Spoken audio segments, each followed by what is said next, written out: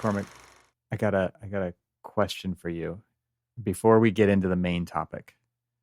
Yes. Can you help me? Uh, I Hey,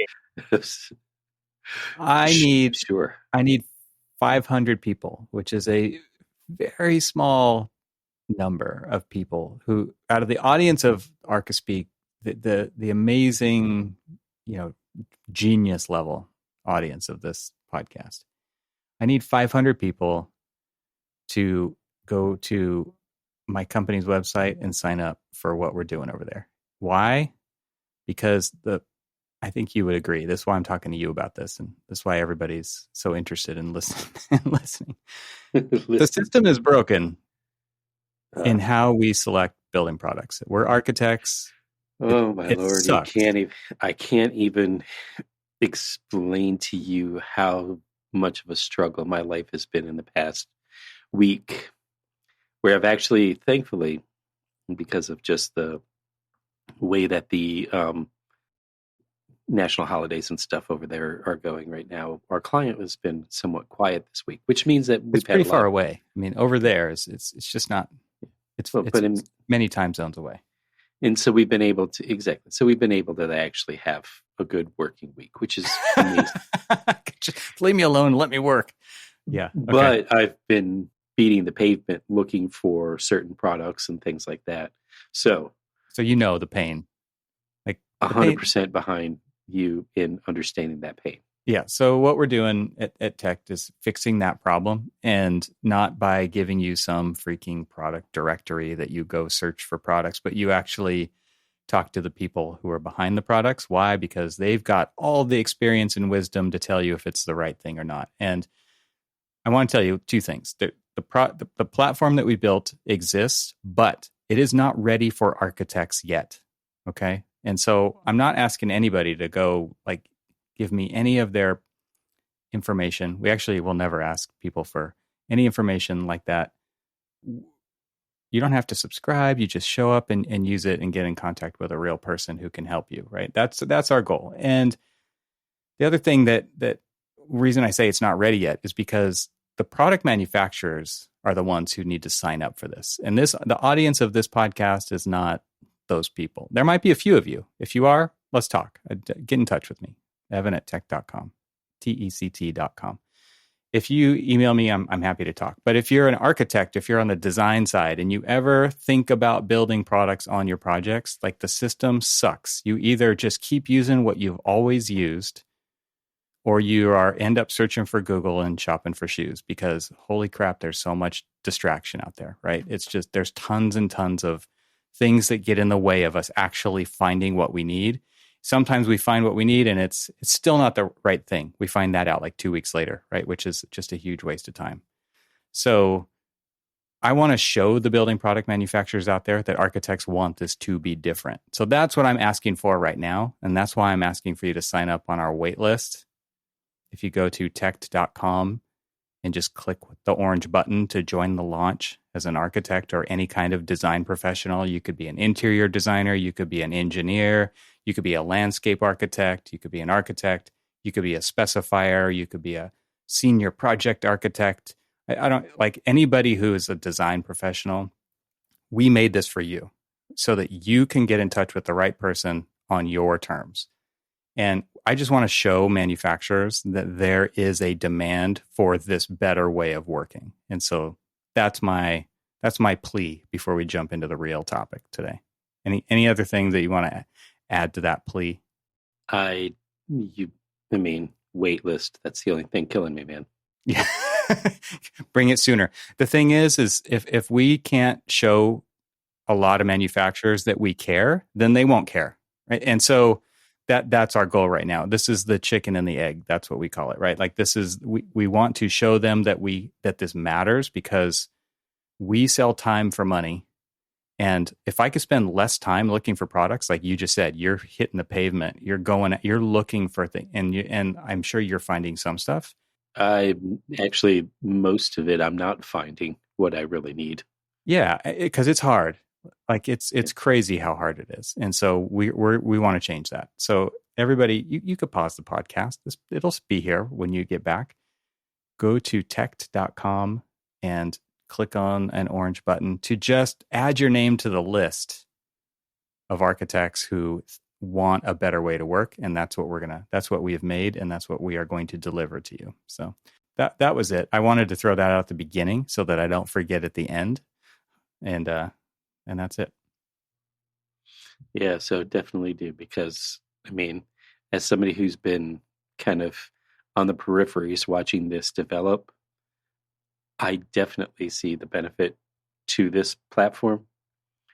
And I also see this hesitancy probably from the manufacturers, because they want to see the value behind it in, before they sign up. And so I'm just going to say we're the egg right now and they're the chickens. So. Yes. All right. So which came first? There's a Beastie Boys song. Apparently we have to come first. Yeah, we do. It helps. It helps tell the story. It helps show the support. So if you can support what I'm doing, if you can support what we're doing at Tect, I would appreciate that so much. And again, I just want like 500 people to do it. That is a very small number of ears that are hearing this right now. Very small. But here's the thing: is like as those people start, when it launches, and those first 500 people are starting to see the benefit, they're going to say, hey, hey, can you point me to the direction of some products and stuff? No, here's what I'm going to do. I'm going to do something better for you. I'm pointing you to Tect. Sounds like I'm running a commercial. You'll be a trendsetter. All right. So you, Cormac, are a boring architect. I am, apparently. Well, maybe you're not boring, but your buildings are so boring. They could be. They could be. In accordance with. Yeah, Thomas Heatherwick. He says that we're living through an epidemic of boringness. He's playing off the pandemic here. And this is a story that we were talking about over at Dezeen.com. We are living through an epidemic of boringness, says Thomas Heatherwick. So Thomas Heatherwick I don't think he's not an architect. Is it? Well, no, he's a designer. Yeah, he's a designer. Multidisciplinary design firm, though. They do a lot of different things. Most famous building, what would you say it is that you've seen or experienced of his companies, his firms? The ones that I know of are things like the Maggie Center and other. Name one building that's virtually planted. Virtually planted? Or literally planted. And that's typically his. I'm more familiar with him in things that are either on their way of coming. I think, didn't he do it was Google, the Google campus? Good question. I think that was a collaboration with Big, maybe. Could be wrong about that. He did the vessel. I did the vessel. Yes. You actually got to go up inside it. I did not, and I don't think I ever will be able to again. It's a polarizing piece on the internet for sure. I think it's especially polarizing to the inhabitants of the area in which it is located in New York. Well, that and the fact that I think it's closed now. Yeah, I think it is too. So that's in Hudson Yards in New York, and I did get to experience it, and there is much criticism of said project. And so I only bring that up because there is this epidemic of boringness, I think, comes across. I'm sure that the headline alone will cause a serious amount of eye rolling. It comes across as self-serving. I mean, especially to somebody who is probably at or approaching Starchitect kind of status, right? Yeah. But those are the kinds of, he doesn't do characterless buildings. I don't know. I just kind of got beyond that pretty fast because I do think that there is some meat and justification to this. I mean, I can appreciate where he's coming from. I mean, unfortunately, he was using the article, or at least the speech that he was it interview or speech? I think it was like a conversation at Singapore Design Week. Yeah. So I think he was using that platform to basically, do his own, firm sales pitch. Because as, you're reading through and they're, talking about these quotes, he's using his buildings as an example of what possesses character versus what doesn't possess character. He's always using his work as kind of that counterpoint to to boringness. And that's where it does come across as self-serving. It's like, well, look at me. Yeah. I don't do this, but it really bothers me. Right? Well, and so a lot of people, a lot of that eye rolling is going to come from, we'll look at the messenger and look at what that messenger does, because let's be honest. I mean, if it wasn't for the fact that he, essentially like covers his buildings in plants, they'd be boring.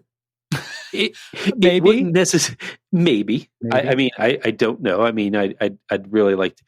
I would say that, like I said, because we were using the Maggie Center as an example, because we were looking up all of the Maggie Centers, not just his, but there's a couple of different ones, and we were looking through those, and so looking at his interior wise, it's really interesting. It's really, it's a cancer center. And so it really does kind of create a very calming kind of, it's nice and curvy, and there's just, it's warm tones, and I think it's kind of filled with plants. It's probably supposed to be like a healing type of an environment too, right?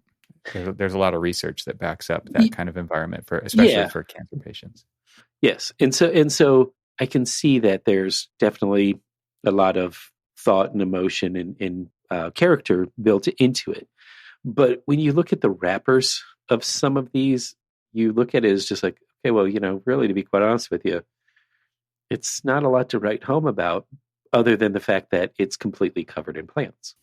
And I know that this is not the point of the conversation. I guess I'm more saying that, sometimes I guess I do a lot of eye rolling, because when you have that kind of like self-serving kind of statement that you make, it's like, ugh, I'm not boring, but look at all of you, you're boring. And you're just like, really, dude? But at the same time, he's not wrong. But he is not wrong, though. Yeah. and when you sent me that, what was one of the things that I had said when you sent me the article in multifamily housing? Multifamily housing. Now, no offense to any of the multifamily housing listeners that we have out there, but there are almost every one of the multifamily homes that you see going up across the country, and to be quite honest with you, globally, they look the same. There is a certain something. Now it's very much a, this articulated box with, these like little folding planes and things like that, materially different from this 2-foot extrusion, exactly. We talked about this in the other episode, but more from a software standpoint, which I think is part of the problem that he doesn't even get into in this, but it does kind of build on our previous discussion of software, which is a function of building design, as like, it looks like the software you designed it in. You're like, look at me. I know SketchUp, and I know how to the push-pull tool. Ooh, look, I've extruded some very beautiful architecture. Yeah, exactly. Yeah, and he's not wrong, right? When that is a great example. Look at the crazy amount of tract housing that goes in this country. The similarity of these quote unquote builder homes, which is supposed to distinguish them somehow from other single family residences, right? Where it's like, it's supposed to be like an endearing term or maybe a signifier of quality or something. And maybe there is some quality aspect to it, but they again, all look the same. It's, he's not wrong. Like in architects, when you look at the overall kind of contribution to society and the built environment, which is the thing that we should be championing as the people who could affect it the most, we actually touch only 1% of it and the whole world's built environment. Right. So a good example is when we were looking for a place to live, the Detroit metropolitan area has got a lot of really nice places to live. But if you are more on the east side where we ended up staying or picking to live, there was an eclectic collection of the built environment, which made the towns really unique. And so there is a character to Grosse Pointe that is different from any other place around here. And to be quite honest with you, very different from a lot of the places that I've visited in my lifetime. I guess it was back when, let's just use Heatherwick's argument, when there was, people who, thought about the human scale and humanizing the space and stuff, because they basically created a community when it was being built. And so, but when we were also looking at kind of like the western suburbs, and they all looked the same. We were looking at, newer homes and slightly older homes, like, 60s, 70s, vintage homes.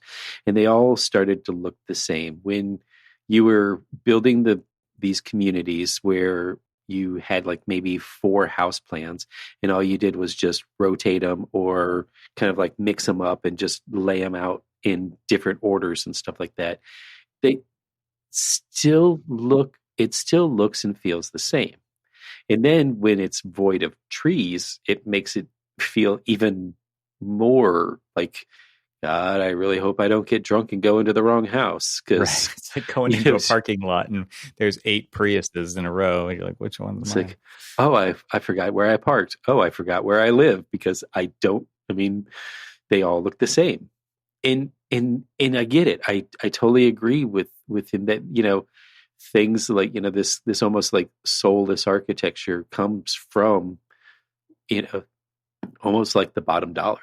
Well, it's a further push towards efficiency. So like there's an argument to be made for building at scale where similarity is rewarded, right? Like that makes sense. And I don't think that's what he's talking about, although I would argue that it still matters there, right? With where we live as people and what that architecture can or cannot do for us at a mental and emotional level, and how that changes our psyche when we contribute to the community. Like there's the environment matters when it comes to that stuff, but so does similarity, and so does production, and so does speed, and all of those things. And so, and not to diminish the fact that architects are dealing with all of those things if they choose to, right?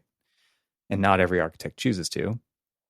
A lot of builders choose not to on purpose, a lot of developers, right? So, there's a lot going on here. I think what he's really focusing on are, and I guess maybe this is just me, because I don't think it's explicitly said this way, but it's like public buildings.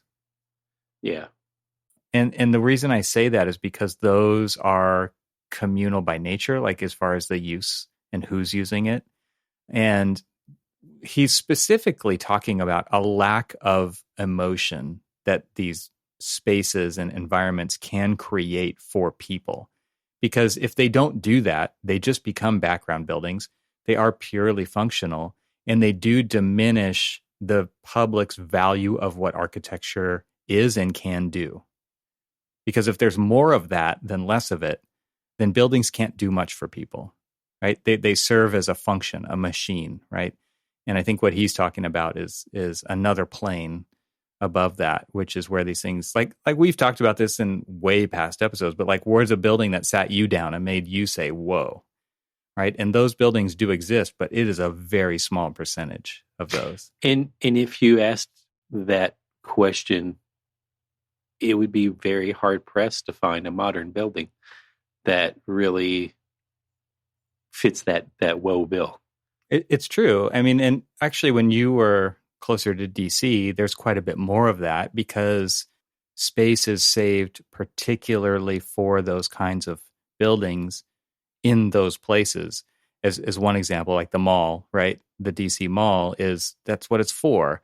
But then you can go somewhere like to one of the very old kind of initial villages of the area, and that's a really cool place too. But then like in the intervening 200 years, there's a whole lot of blah in there, and it's stuff that you would rather forget about. It doesn't stand out. It doesn't affect you emotionally. And it's just kind of like haphazardly built on top of itself all, throughout the last 200, 250 years. Well, it's when you're looking at, like, say, modern city, and you've got all these skyscrapers, and all of the skyscrapers are essentially just different forms of glass tubes, right? There's no like articulation, there's no emotion, there's no like feeling to them. And so they really do just fall into that kind of like blah category.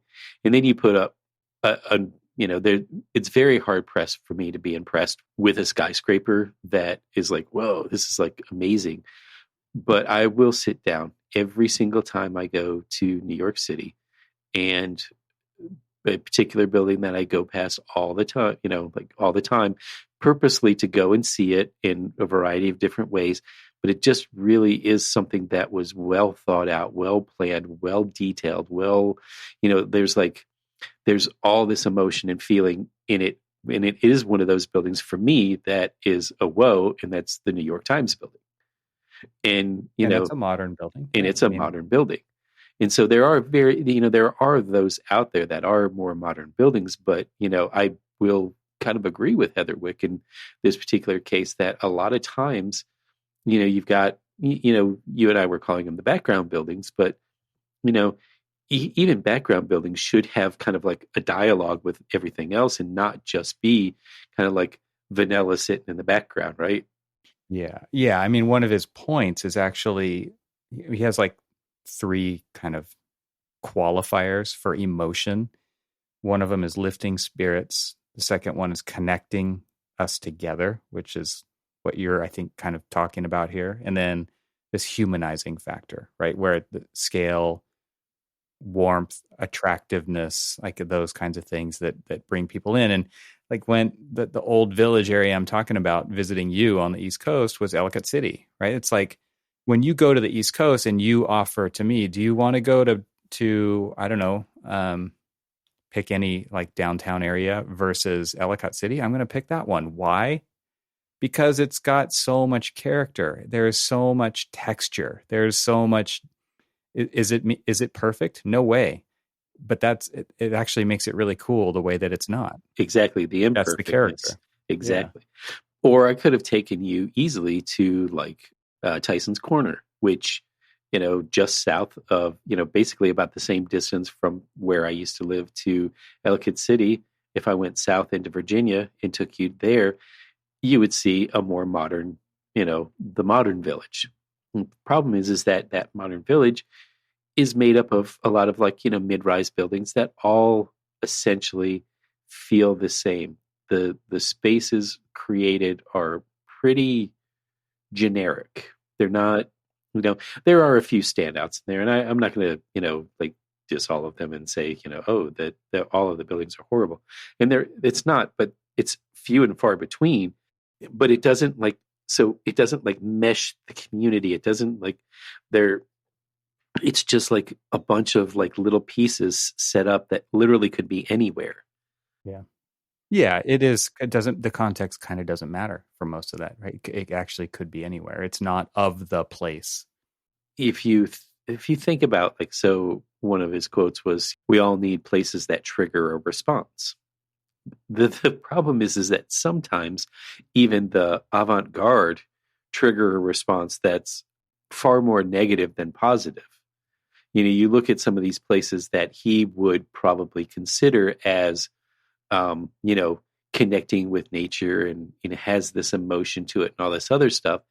And as an architect, I walk up to some of those spaces, and there's one particular building that I'm thinking of that kind of like triggered a response, which was that triangular sloping building that Big did in New York, right across the street. Via. Yeah. Via. Thank you.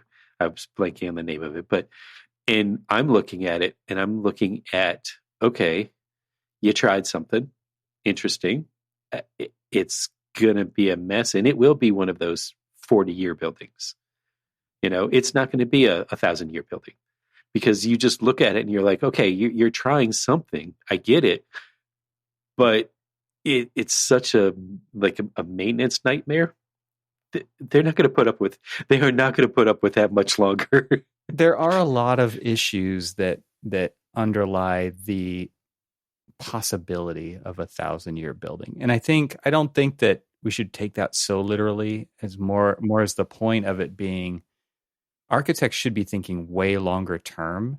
I mean, first of all, I mean, not every building needs to be a new building. We've talked about this before, right? And so how do we adapt? How do we reuse? How do we modify and update and do all those things to existing building stock? And I don't even think it means like the interior of the building's never going to change, but you've got the bones and the wrapper that can stand the test of time as new functions and new ways of living and working kind of develop over time. But it does come back to this idea of the long game and how the built environment could matter more.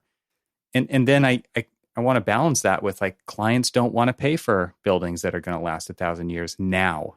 Like they don't want to pay now to build a building that's going to perform at all for that long, right? Because nobody's incentivized to do so. And it's tragic, right? Because we see not very old buildings getting torn down all the time, and what that does to the climate, what that does to what it's putting into the air. I mean, same thing, right? But it's really upsetting to see that happen as well because of the kind of short-term consumerist nature that we have. It's like that thing. You could put extra thought into making it work or adapting it or doing something. And maybe if it's not the right fit for the business, like maybe you look somewhere else. I don't know. It's complicated, but people don't even want to pay for 40-year buildings, and they sure as hell don't want to maintain them at all. Like people barely take their cars to car washes. They think, what are they going to do for a building? Yeah. So let me ask you this, thinking about him using this like conversation that he was having at this symposium, and talking about using his buildings as an example. Do you consider Folly's architecture? Because I really do consider a lot of his work, building occupiable spaces or not, is more Folly than anything else. They're like a unique approach to a place that is, specifically set out to be uniquely different, right? But in a way, I would almost contend that it's really not of the place that it's there, which is, the essence of a volley, right? Well, I don't think this is different than any architect's work, Yeah, though, right? Yeah, that's true too. I mean, they are hired to do what they do, which is they have differentiated their practice to deliver differently than what everybody's used to. So for those who can afford it, I think one of the biggest issues I have with this, it goes back to what we were talking about earlier about the 1%. I mean, that's who is buying this kind of architecture. And it's easy for Thomas to say, right, that we should have more of this, but like there aren't that many clients out there who are knocking on architects' doors saying, help me spend this hundreds of millions of dollars, right, and make the most beautiful edifice to, my legacy that you possibly can. There just aren't that many. Maybe there's more than I think, but architects would kill to do these kinds of projects. It doesn't mean they just get them. Like there's no entitlement to just get those, right? So it is interesting, but I think I want to take away the inspiring part to say, yeah, we do need more architectural diversity. We don't need all of these housing projects to look exactly the same. I don't need to use those as context for my next project, because that is an old problem that has been solved a million times. Like, let's move on to something else. And I think that's what architects want. But again, there's a lot of dynamics here, man. It's practicing. Well, so what are some of your favorite places? What do you mean? Like just in general? Well, so I guess in a way we're sort of or at least maybe I am, a little hyper-focused on the building and not the place. Because, the building is, it's like anything else. It's like art. It's subjective. It's, some people are going to like it, some people aren't. And I get the sterile nature that he's talking about, this devoid of character. How many times have you been asked to design a school building that has a double loaded corridor that's 6 feet wide down the middle with no bump ins, no bump outs, the same flooring, the same lighting all the way down the hallway, T-bar ceiling? Yeah. Like it is like It is a prison of one kind or another. And that is what a lot of clients want, because it's the cheapest, fastest thing that they can get. And it's what people are used to. People don't like to get out of their comfort zone, because when They they don't get know. out of their... Yeah, they don't say what if. Yeah. Exactly. Exactly. And so in thinking about like what I feel like makes like a good place, it is this place that has multiple different layers of styles of places, pocket parks, large parks, everything in between. Transitions. But Yeah. I mean, it's where things kind of live harmoniously. I mean, one of the things that I liked about, I remember the first time I had ever gone to Montgomery, downtown Montgomery, Alabama, more of like the cultural downtown where the Capitol building is, where, Dexter Avenue Baptist Church is, and all of these other, spaces. And what was interesting is it was such a mix of, what you would feel like are quintessential, Southern kind of like classical architecture mixed in with modern buildings, modernist buildings, and just everything in between. And what was interesting about it is it felt cohesive, even with all of the different characters that were kind of making that place up. And But it takes people who care yeah, to ultimately drive yeah, that situation, because like I can give an example from Topeka, Kansas, where I was, last week. And there's a group, there's an architecture firm, there's a development office, there's a hotel company, there's other local businesses who care so much about the future of the downtown of Topeka, Kansas, that they come together and they are figuring out what needs to be there to attract people to come in. And it is not boring ass buildings, right? It is the opposite of that. It's got to be quirky. It's got to be cool. You've got to be able to bring different groups of people together on the same day to show that diversity is beneficial to this area. You've got to create places for people to stay for short periods of time. You've got to create places for people to stay for long and medium amounts of time. And it takes just kind of this upper level of community building thought to do that kind of stuff. And I when you started asking me like what are your favorite kinds of places, my favorite kind of places have a diversity of types of spaces or zones. They don't have to be indoors, they could be outdoors. And you mentioned that word transitions, and I think about like campuses that I've worked on and how they have that mentality of this all has to work together, and they're kind of creating this fabric, right? And that's what these old towns have going for them, is they've got this cool fabric about them. It's part people, it's part buildings, it's part space, it's part outdoors and nature, and how all these things weave together. And I really feel like, man, that there's kind of architects are best suited in these kind of visioning boards where those kind of ideas start to come together and get solidified as guiding principles for how these places are going to develop over time.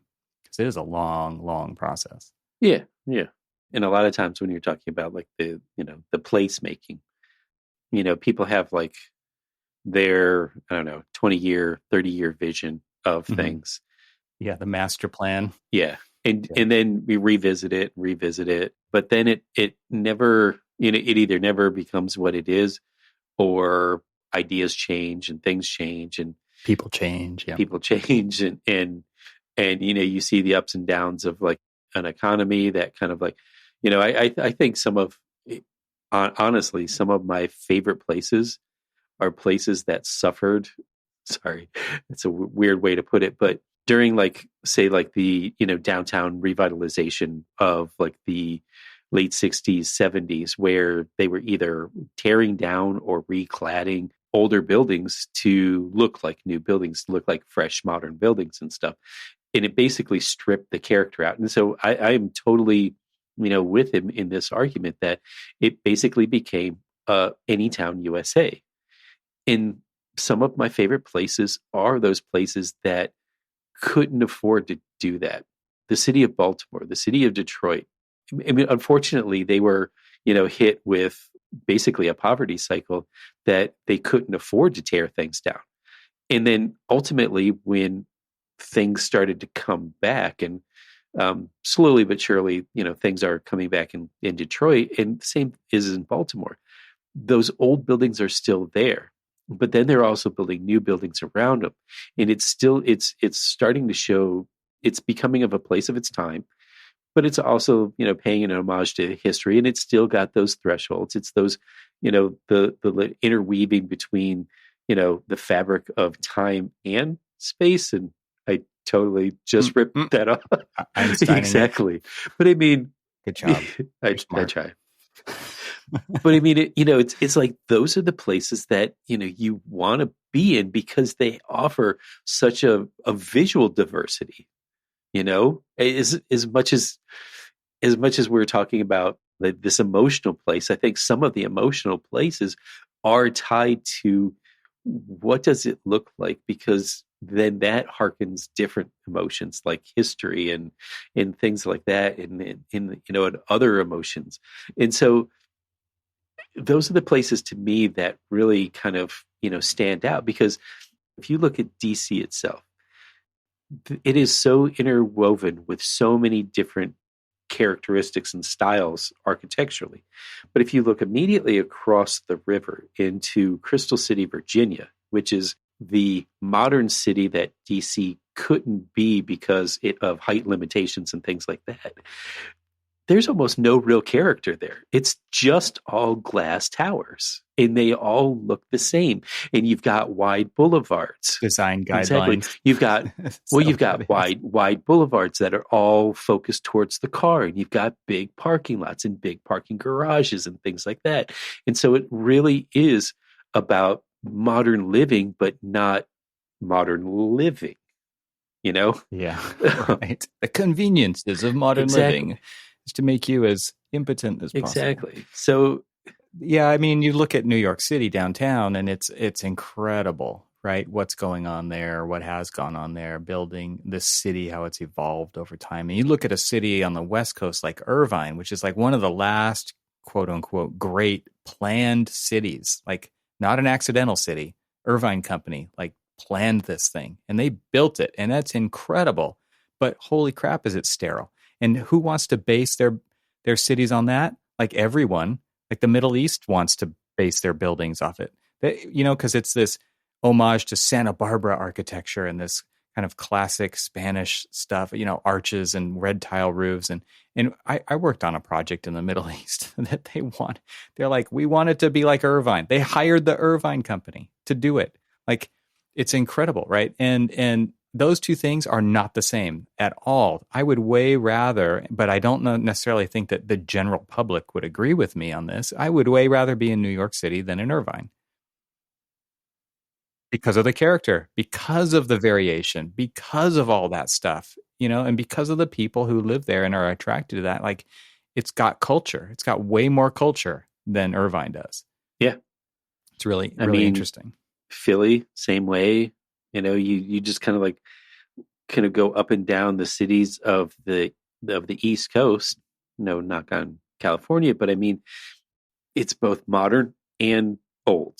It blends beautifully together. It's a little older than us. It's a little older than you.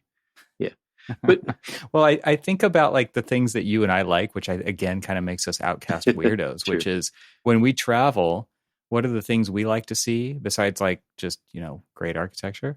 Is like the ruins, right? When you think about these 1,000-year buildings, I want to go to Atlas Obscura and I want to look up these crazy cool ruins that I can visit, because there's so much character and variation and weathering and the way people have adapted and changed the function of things or just abandoned them completely, but they're still there, and there's still these kind of, maybe it's a cast in place concrete bunker. Like, that's cool stuff, man. Like, there's something kind of like early human about it almost, where it's like, I don't know, maybe it is kind of going to the cave, back to the cave in our DNA, but it's like there is something about places that have been for a long time. I think about my visit to Stockholm and going to the old city center. I would way rather be there than in the brand new stuff.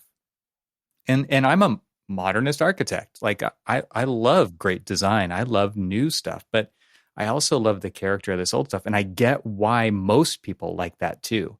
right? It does make sense, right? So there is kind of a balance that needs to be achieved, but I think like this fight against boringness is more about just kind of this lack of imagination that is coming to buildings nowadays in the final output of the buildings. And there's a lot of pressure on that from the build side, from the owner side, from a speed and efficiency and material sizing and like we need more architecture, we need more built environment. I mean, the population's going up, not down. And so there's got to be a balance there, but the beauty and the environmental impact and the mental impact that has on the people and the way that they interact with their communities and give back and participate and contribute and all those things is affected by the built environment. So if you build a bunch of boring crap, you're going to get a bunch of really boring people too. And think about those. Let's think about the life in those kind of cities. I mean, most of those cities, like, I was just talking about Crystal City, and after 5 p.m., it's vacant. People are gone. They don't want to hang out there anymore.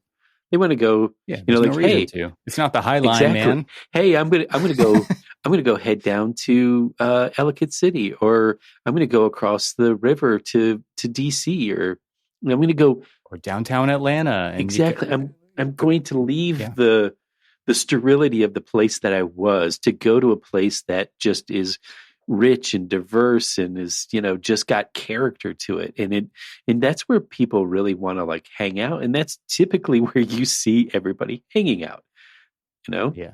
It's not an accident.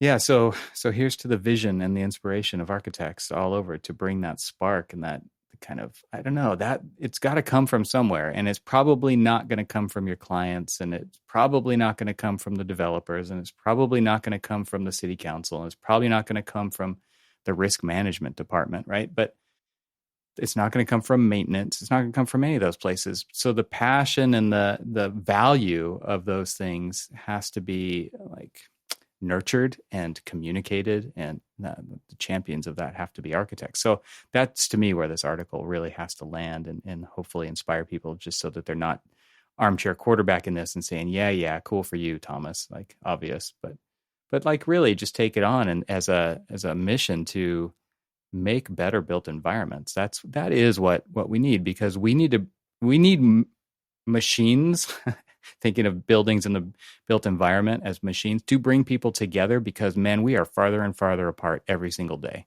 And the sterile buildings that compartmentalize and all the rooms look the same and all the doors look the same and all the signs look the same. And you can't I don't know if you watch Severance, right? But that's what I think of, right? It's like they have no idea where they are when they walk down a hallway. Like there's no mental map, there's no differentiation. And it's a great visual indicator of like a lot of our built environment is like that. A lot of our corporate office buildings are exactly like that.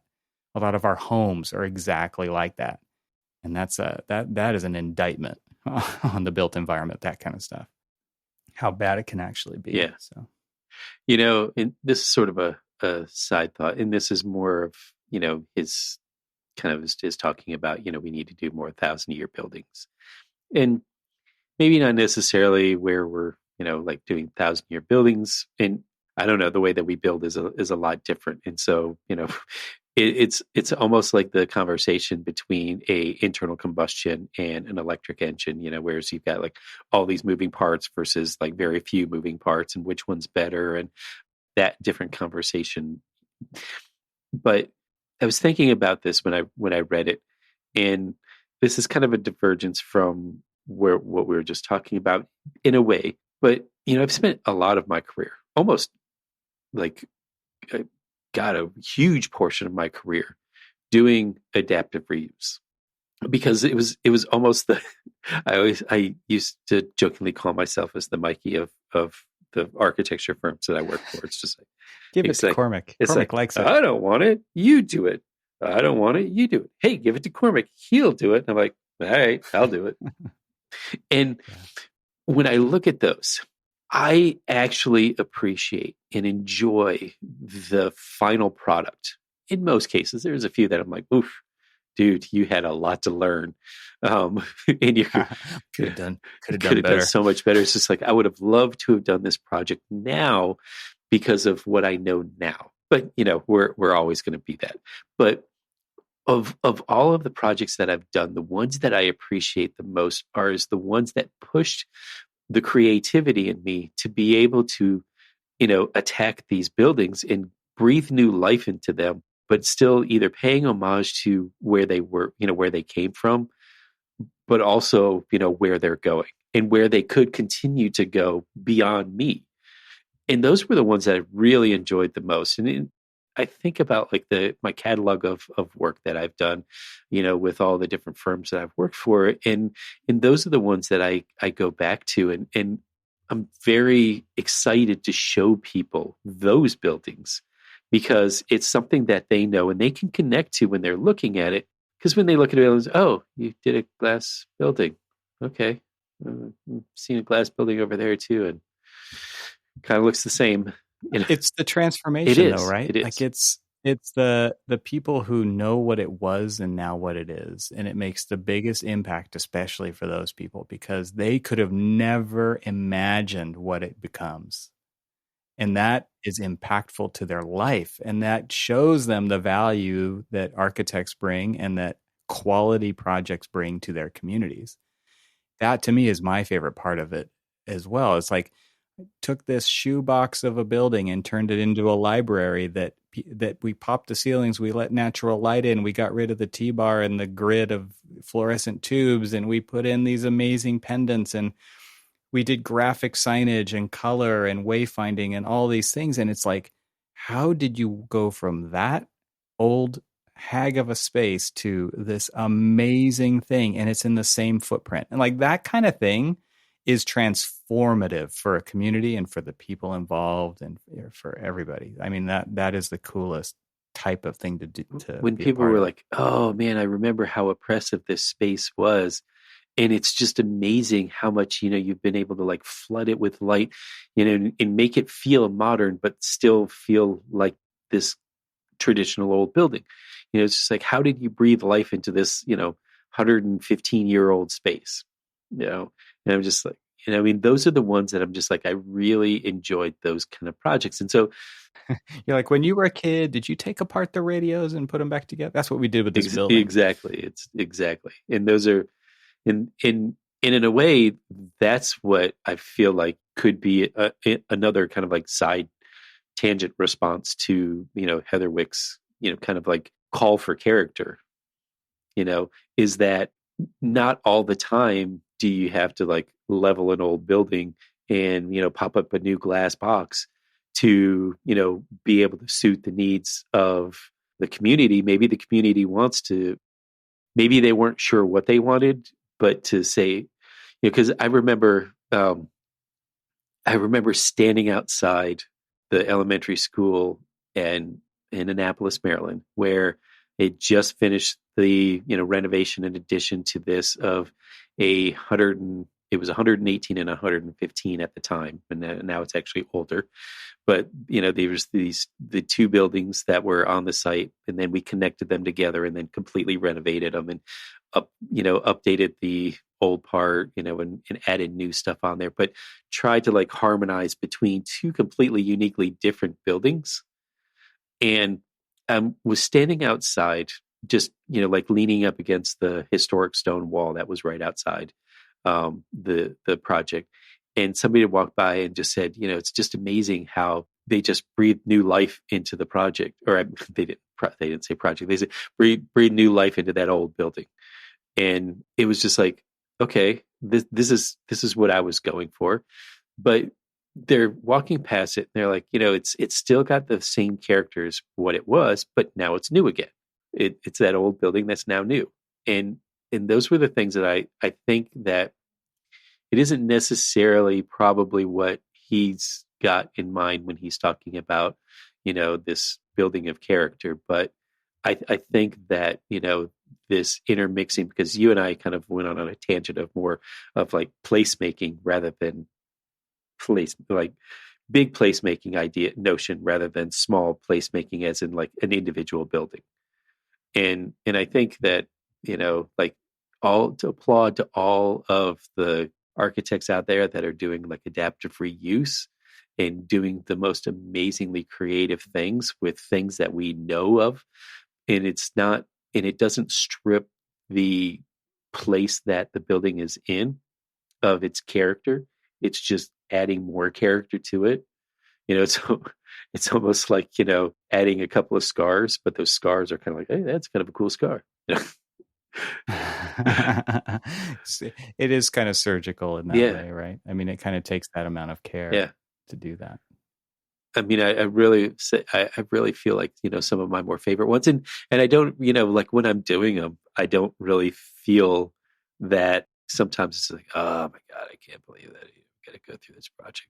Just like, but then when you really do it and you've stepped back and you actually look at it in a lens that's not your lens, but somebody else's, you're like, oh, damn, actually.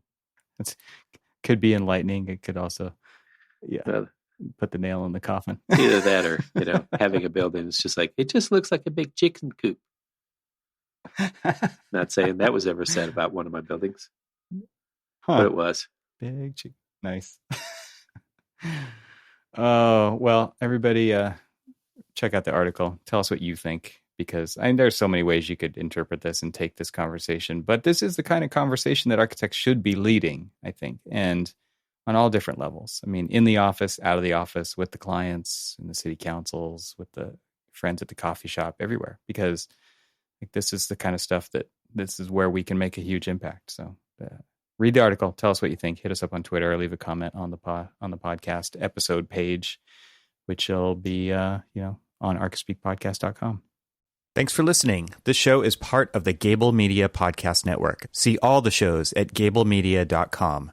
That's GABLMEDIA.com. You can help support what we're doing here by leaving a 5-star review on Apple Podcasts to help get the word out, and don't forget to share it with your friends. We'd love to hear from you, so leave a comment on the website at archispeakpodcast.com, where you can find our entire catalog of shows. Talk to you soon.